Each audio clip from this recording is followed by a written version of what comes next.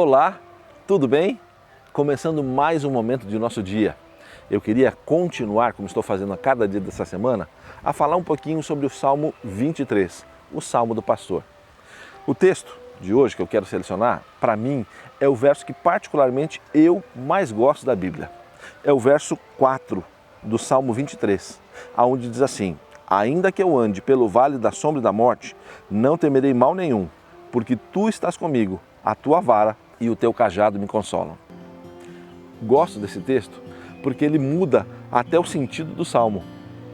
Veja, se a gente voltar nos versos que a gente já falou nos dias anteriores, o Salmo 23 começa assim: o Senhor é o meu pastor e nada me faltará. Ele me leva a pastos verdejantes. Está falando dele. Guia-me mansamente às águas tranquilas. Está falando dele, aquilo que Deus faz. Na bênção, o autor do Salmo está falando sobre ele.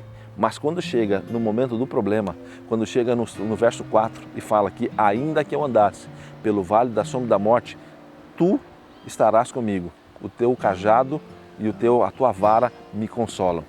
Para uma ovelha, era o cajado do pastor, ou a vara que o pastor tinha em sua mão, que era utilizado como instrumento de proteção.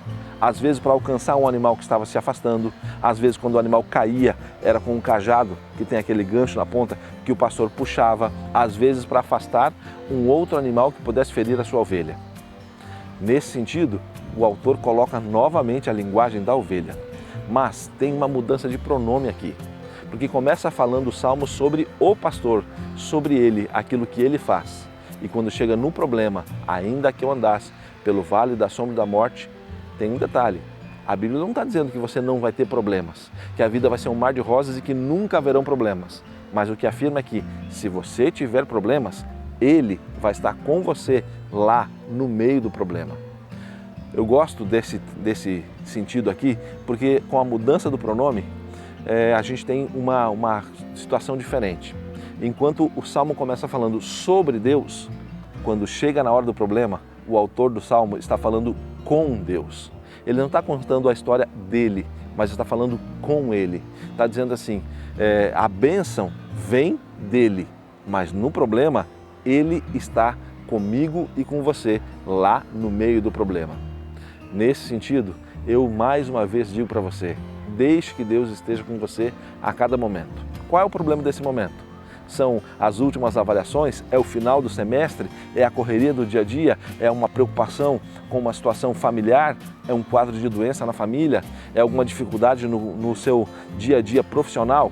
Não sei o que você está passando, mas eu tenho certeza que, se você permitir, Ele vai estar com você, mesmo que seja no vale da sombra da morte.